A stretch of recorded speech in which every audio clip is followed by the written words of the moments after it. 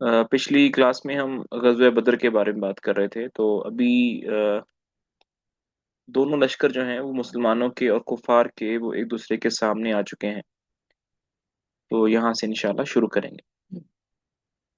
बहरहाल जब मुशरिकीन का लश्कर नमूदार हुआ और दोनों फौजें एक दूसरे को दिखाई देने लगी, तो रसूलुल्लाह सल्लल्लाहु अलैहि वसल्लम ने फरमाया, ए अल्लाह, ये कुरैश हैं जो अपने पूरे गुरूर और तकब्बुर के साथ तेरी मुखालफत करते हुए और तेरे रसूल को जुटलाते हुए आगे आ गए हैं। ए अल्लाह, तेरी मदद जिसका तूने वादा किया है, ए अल्लाह आज इन्हें ईंट कर रख दे। नीज रसूलुल्लाह सल्लल्लाहु अलैहि वसल्लम ने उतबा बिन रबिया को जो जो को उसके एक सुर्ख ऊंट पर देखकर फरमाया, अगर कौम में से किसी के पास खैर है तो सुर्ख ऊंट वाले के पास है। अगर लोगों ने उसकी बात मान ली तो सही राह पाएंगे। इस मौके पर रसूलुल्लाह सल्लल्लाहु अलैहि वसल्लम ने मुसलमानों की सफ़ें दुरुस्त फरमाई। सफ़ की दुरुस्त, अच्छा, ये जो उतबा बिन रबिया है, ये इसके बारे में ये मुशरिकीन में से था। लेकिन पूरे जो कुरैश का लश्कर है, कुफार का, उनमें से कुछ लोगों ने ये कहा था कि हम लड़ाई नहीं करते, हम वापस जाते हैं। तो उतबा बिन रबिया भी उन लोगों में से एक था। इस मौके पर रसूलुल्लाह सल्लल्लाहु अलैहि वसल्लम ने मुसलमानों की सफ़ें दुरुस्त फरमाई। सफ़ की दुरुस्तगी के दौरान एक अजीब वाक़या पेश आया। आपके हाथ में एक तीर था जिसके ज़रिए आप सफ़ सीधी फरमा रहे थे कि सवाद बिन गज़िया के पेट पर जो सबसे कुछ आगे निकले हुए थे, तीर का दबाव डालते हुए फरमाया, सवाद बराबर हो जाओ। सवाद ने कहा, ए अल्लाह के रसूल, आपने मुझे तकलीफ पहुंचा दी, बदला दीजिए। आपने अपना पेट खोल दिया और फरमाया, बदला ले लो। सवाद आपसे चिमट गए और आपके पेट का भूसा लेने लगे। आपने फरमाया, सवाद, इस हरकत पर तुम्हें किस बात ने आमादा किया? उन्होंने कहा, ए अल्लाह के रसूल, जो कुछ दरपेश है आप देख ही रहे हैं। मैंने चाहा कि ऐसे मौके पर आपसे आखिरी मामला ये हो कि मेरी जिल्द आपकी जिल्द से छू जाए। इस पर रसूलुल्लाह सल्लल्लाहु अलैहि वसल्लम ने उनके लिए दुआ खैर फरमाई। फिर जब सफ़ें दुरुस्त की जा चुकी तो आपने लश्कर को हिदायत फरमाई कि जब तक उसे आपके आखिरी अहकाम मौसूल न हो जाएं, जंग शुरू ना करें। इसके बाद तरीका जंग के बारे में एक खुसूसी रहनुमाई फरमाते हुए इरशाद फरमाया, जब मुशरिकीन जगमट करके तुम्हारे करीब आ जाएं तो उन पर तीर चलाना और अपने तीर बचाने की कोशिश करना, यानी पहले ही फजूल तीर अंदाजी करके तीरों को ज़ाया न करना। और जब तक वो तुम पर छा ना जाए तलवार ना खींचना। इसके बाद खास आप और अबू बकर रदी अल्लाह तआला अन्हु छप्पर की तरफ वापस चले गए और हज़रत साद बिन मुआद रदी अल्लाह अन्हु अपना निगरान दस्ता लेकर छप्पर के दरवाजे पर तैनात हो गए। दूसरी तरफ मुशरिकीन की सूरत हाल ये थी कि अबू जहल ने अल्लाह से फैसले की दुआ की। उसने कहा, ए अल्लाह, हम में से जो फरीक कराबत को ज्यादा काटने वाला और गलत हरकतें ज्यादा करने वाला है, तो उसे आज तोड़ दे। ए अल्लाह, हम में से जो फरीक तेरे नज़दीक ज्यादा महबूब और ज्यादा पसंदीदा है, आज उसकी मदद फरमा। बाद में इसी बात की तरफ इशारा करते हुए अल्लाह ने ये आयत नाज़िल फरमाई, इन तस्तफ्तिहु फ़क़द जाअकुमुल फ़त्ह व इन तंतहु फहुव खैरुल लकुम व इन तऊदू नउद वलन तुगनी अन्कुम फ़िअतुकुम शैय्या वलौ कथुरत व अन्नल्लाह मअल मुमिनीन। अगर तुम फैसला चाहते हो तो तुम्हारे पास फैसला आ गया है, और अगर तुम बाज आ जाओ तो यही तुम्हारे लिए बेहतर है। लेकिन अगर तुम अपनी इस हरकत की तरफ दोबारा पलटोगे तो हम भी तुम्हारी सजा की तरफ पलटेंगे, और तुम्हारी जमात अगरचे वो ज्यादा ही क्यों ना हो तुम्हारे कुछ काम ना आएगी। और याद रखो कि अल्लाह मोमिनीन के साथ है। अच्छा, यहाँ पर एक क्वेश्चन ये है कि देखें, अबू जहल ने अल्लाह से दुआ की, ए अल्लाह, ए अल्लाह। तो वो तो बिलीव ही नहीं रखते थे उन पर, अल्लाह ताला पर। तो फिर ये क्या सीन है? जी,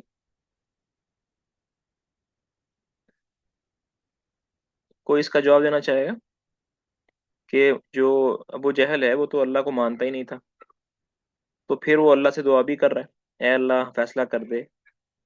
उसने अपने किसी बुत को क्यों नहीं पुकारा कि फैसला कर दे, अल्लाह ही को क्यों पुकारा? जी, इसका कोई जवाब है, कोई देना चाहेगा?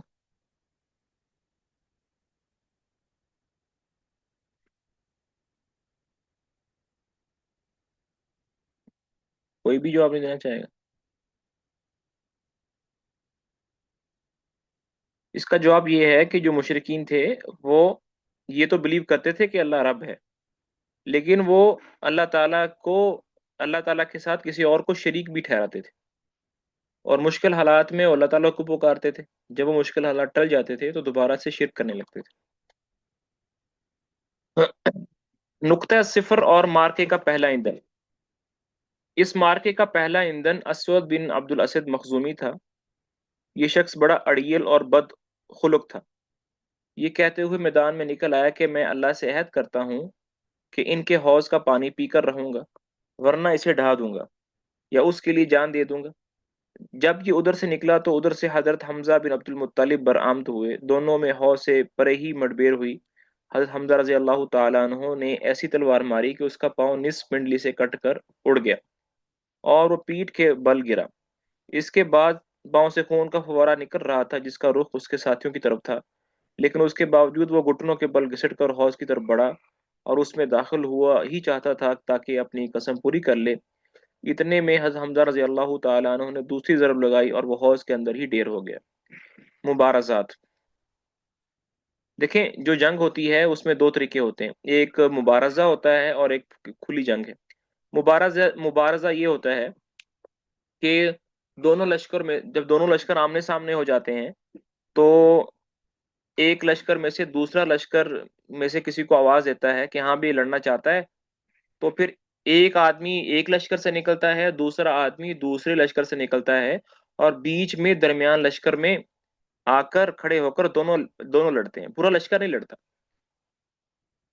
تو عام طور پر ہوتا یہ ہے کہ دونوں طرف سے جو مضبوط لوگ ہیں وہی نکلتے ہیں، اور جو اس میں جی جاتا ہے وہ باقی جنگ بھی آلموسٹ جیت جاتا ہے۔ جب ایسے کئی لوگ مارے جاتے ہیں مبارزہ میں، اس کے بعد پھر کھلی جنگ ہوتی ہے سب کے ساتھ۔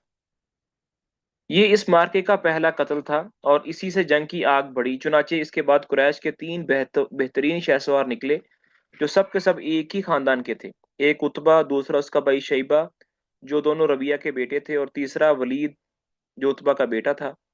انہوں نے اپنی سب سے الگ ہوتے ہی دعوت مبارزت دی۔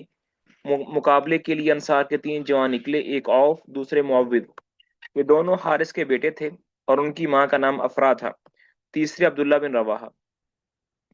قریشیوں نے کہا تم کون لوگ ہو؟ انہوں نے کہا انصار کی ایک جماعت ہے۔ قریشیوں نے کہا آپ لوگ شریف مد مقابل ہیں، مطلب آپ لوگ بھی معزز ہیں، عزت والے ہیں، لیکن ہمیں آپ سے سروکار نہیں، ہم تو اپنے چچیری بھائیوں کو چاہتے ہیں، مطلب ہم انصار سے نہیں لڑنا چاہتے، ہم تو اپنے ہی جو ریلیٹیوز ہیں، اپنے ہی جو کزن ہیں ان سے لڑنا چاہتے ہیں۔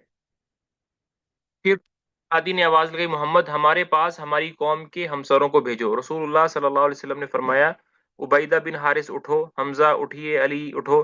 جب یہ لوگ اٹھے اور قریشیوں کے پاس پہنچے تو انہوں نے کہا کہ آپ لوگ کون ہیں؟ انہوں نے اپنا تعارف کروایا۔ قریشیوں نے کہا ہاں آپ لوگ اب شریف مد مکمل ہیں۔ اس کے بعد مارکا رائی ہوئی۔ حضرت عبیدہ نے جو سب سے معمر تھے اتبا بن ربیعہ سے مقابلہ کیا، حضرت حمزہ نے شیبہ سے اور حضرت علی نے ولید سے۔ حضرت حمزہ اور حضرت علی نے دونوں اپنے اپنے مقابل کو جٹ مار لیا، لیکن حضرت عبیدہ اور ان کے مد مقابل کے درمیان ایک ایک وار کا تبادلہ ہوا اور دونوں میں سے ہر ایک نے دوسرے کو گہرا زخم لگایا۔ اتنے میں حضرت علی اور حضرت حمزہ اپنے شکار سے فارغ ہو کر آ گئے۔ آتے ہی اتبا پر ٹوٹ پڑے، اس کا کام تمام کیا اور حضرت عبیدہ کو اٹھا لائے۔ ان کا پاؤں کٹ گیا تھا اور آواز بند ہو گئی تھی جو مسلسل بند ہی رہی، یہاں تک کہ جنگ کے چوتھے یا پانچویں دن جب مسلمان مدینہ واپس ہوتے ہوئے وادی صفرا سے گزرے تھے ان کا انتقال ہو گیا تھا۔ حضرت علی رضی اللہ تعالی عنہ اللہ کی قسم کھا کر فرمایا کرتے تھے کہ یہ آیت ہمارے ہی بارے میں نازل ہوئی ہے، ھذان خصمان اختصموا فی ربہم، یہ دونوں فریق ہیں جنہوں نے اپنے رب کے بارے میں جھگڑا کیا ہے۔ عام ہجوم۔ اس مبارزت کا انجام مشرکین کے لیے ایک برا آغاز تھا۔ وہ ایک ہی جست میں اپنے تین بہترین شاہ سواروں اور کمانڈروں سے ہاتھ دھو بیٹھے تھے، اس لیے انہوں نے غیظ و غضب سے بے قابو ہو کر ایک آدمی کی طرح یک بار حملہ کر دیا۔ دوسری طرف مسلمانوں نے اپنے رب سے نصرت اور مدد کی دعا کرنے اور اس کے حضور اخلاص و تضرع اپنانے کے بعد اپنی اپنی جگہوں پر جمے اور دفاعی موقف اختیار کیے، مشرکین کے تابڑ توڑ حملوں کو روک رہے تھے۔ اور انہیں خاصا نقصان پہنچا رہے تھے۔ زبان پر احد احد کا کلمہ تھا۔ ادھر رسول اللہ صفیں درست کر کے واپس آتے ہی اپنے پاک پروردگار سے نصرت و مدد کا وعدہ پورا کرنے کی دعا مانگنے لگے۔ آپ کی دعا یہ تھی: اللہم انجز لی ما وعدتنی، اللہم انشدک عہدک و وعدک، اے اللہ تو نے مجھ سے جو وعدہ کیا ہے اسے پورا فرما، اے اللہ میں تجھے سے تیرے عہد اور تیرے وعدے کا سوال کر رہا ہوں۔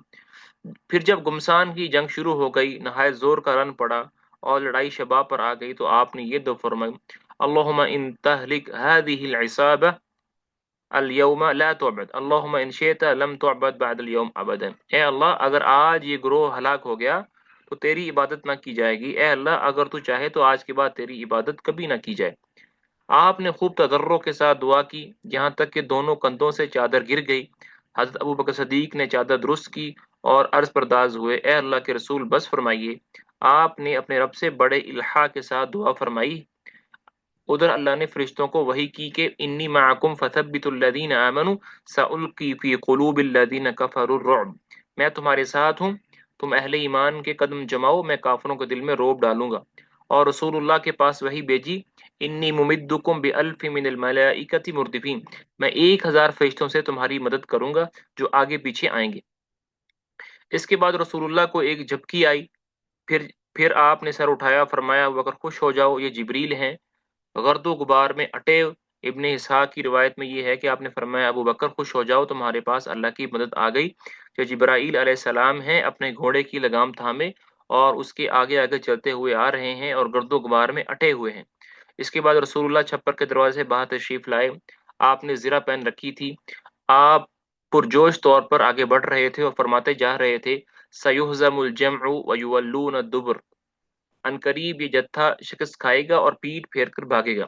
اس کے بعد آپ نے ایک مٹھی کنکری مٹی لی اور قریش کی طرف رخ کر کے فرمایا: شاہت الوجوہ، چہرے بگڑ جائیں، اور ساتھ ہی مٹی ان کے چہروں کی طرف پھینک دی۔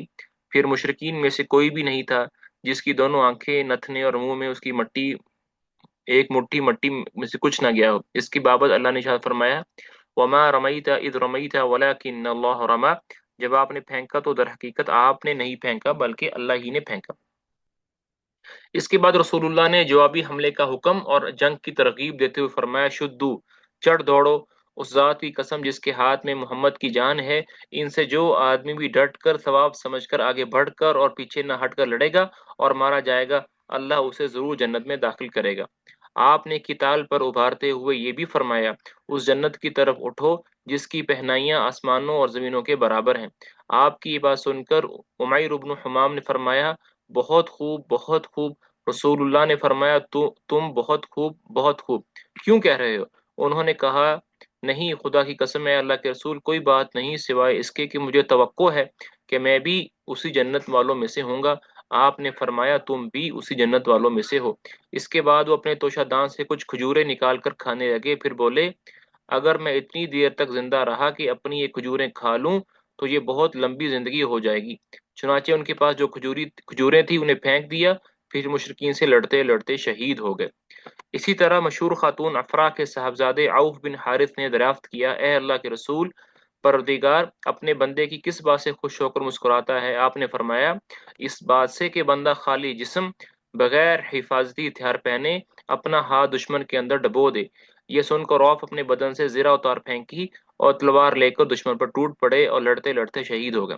جس وقت رسول اللہ نے جوابی حملے کا حکم صادر فرمایا، دشمن کے حملوں کی تیزی جا چکی تھی، ان کا جوش و خروش سرد پڑ رہا تھا، اس لیے یہ باحکمت منصوبہ مسلمانوں کی پوزیشن مضبوط کرنے میں بہت مؤثر ثابت ہوا، کیونکہ صحابہ کرام کو جب حملہ آور ہونے کا حکم ملا اور ابھی ان کا جوش جہاد شباب پر تھا، تو انہوں نے سخت تند اور صفایا کن حملہ کیا۔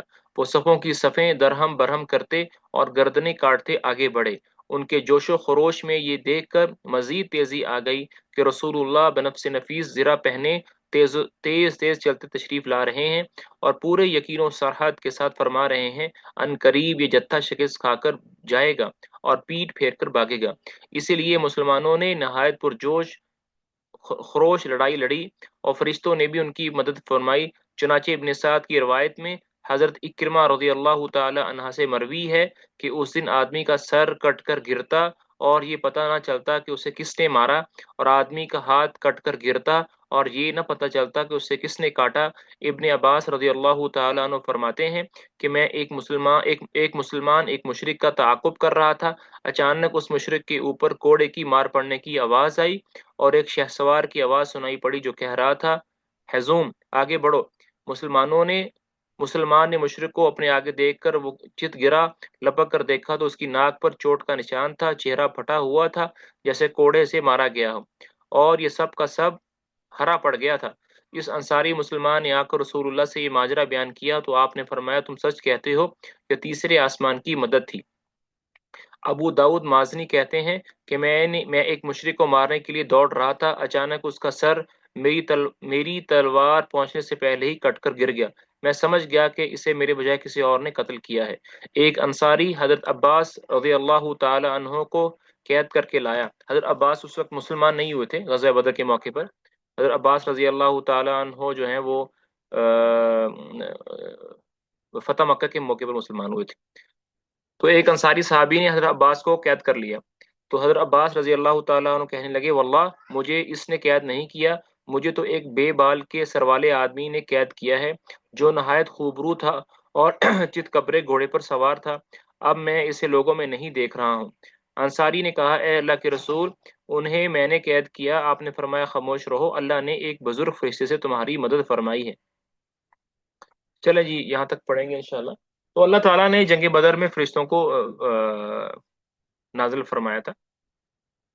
اللہ تعالیٰ سیرت کو سمجھنے کی، اس کو آگے پھیلانے کی توفیق نصیب فرمائے۔ کوئی کوشچن ہے تو پوچھ سکتے ہیں ورنہ پھر ہم کلاس کو ختم کرتے ہیں۔